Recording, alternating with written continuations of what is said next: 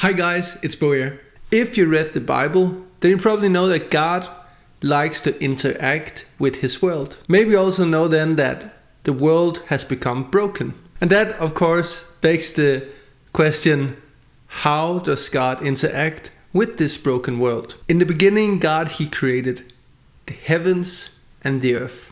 He created everything. He created man and woman.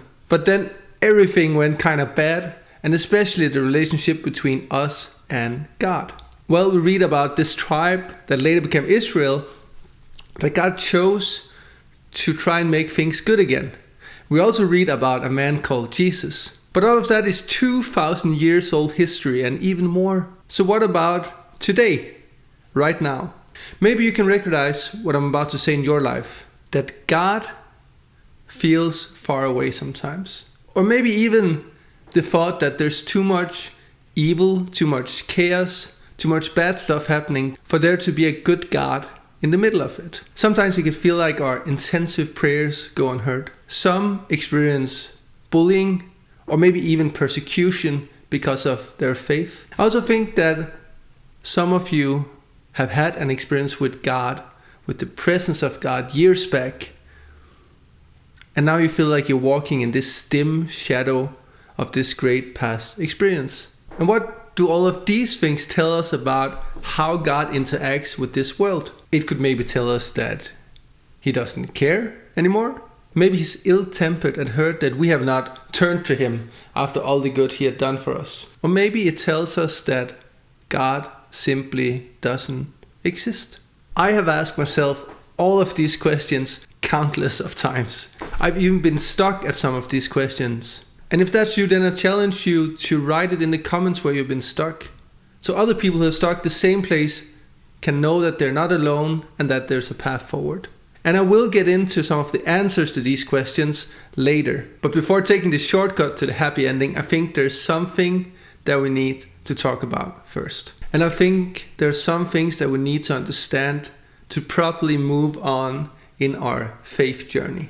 There are two things that the Bible promises. Two things. The first thing is a complete restoration of the whole creation, which God started by letting himself be incarnated on this world, then to wander around and preaching the good news of his kingdom, and then to die on the cross, and lastly, but most importantly, giving his life-giving and restorative force and power to this world by his resurrection. And secondly, the Bible promises that all who follow Christ will suffer, and they will have to carry his cross. Talk about contrasting contingents for following Christ. But I think that the second promise is probably the most uncomfortable truth that I am challenged with when I read the Bible. Because who of us actually wants to suffer? I don't think Jesus wanted to suffer, but I think he knew he had to.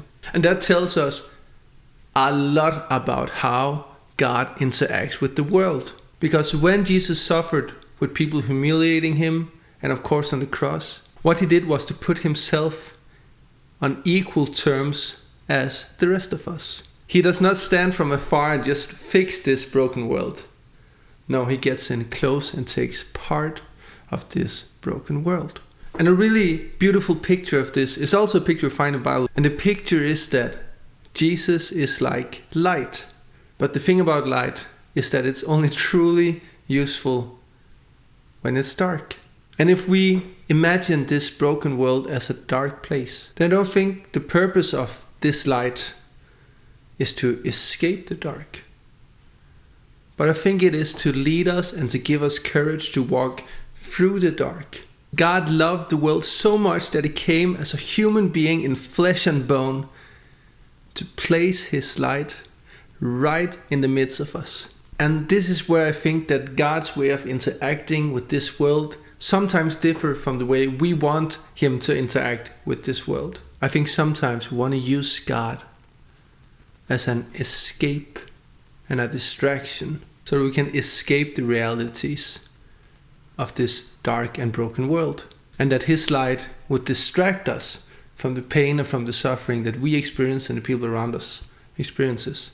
And here the question becomes, do we instead try to accept that he does not want to be an escape for us, a quick way out? No, he actually wants to be light in our midst that can lead us through the dark instead. And this is why I said that this is the most uncomfortable truth in the Bible, because Jesus is calling us to share his light with the world. And he calls us to do it just as he did. And that means that if we follow Jesus, we will also have to suffer. Because only then do we put ourselves on equal terms with the people that God sends us to. Only then do we take part with love and care with their life. And I think we're tempted to use God as an escape because he is good and loving and kind, and he makes sure that we have things we need. And if we just think about that, then we can escape this world. We can forget about it. We can live in this dream of what is to come. But I think it's only when we're carrying his cross, when we are suffering like he suffered, only then are we acknowledging what he came to do for us and what he sends us to do for others. Because other people are living in this dark, and we need to come and bring the light of God into their darkness. But if we only want the light, or if we only want things to be good, we'll never dare to bring the light where it's needed. And going into the darkness with the light will be painful. It will be challenging. It will be difficult. Just like it was challenging and difficult for Jesus to share his light with us. I promised I would come to some of the answers to the questions I asked in the beginning, and I didn't want to take a shortcut, but I think I ended up taking a roundabout way. But now we're here. And my answers to those questions back in the beginning is that God does care.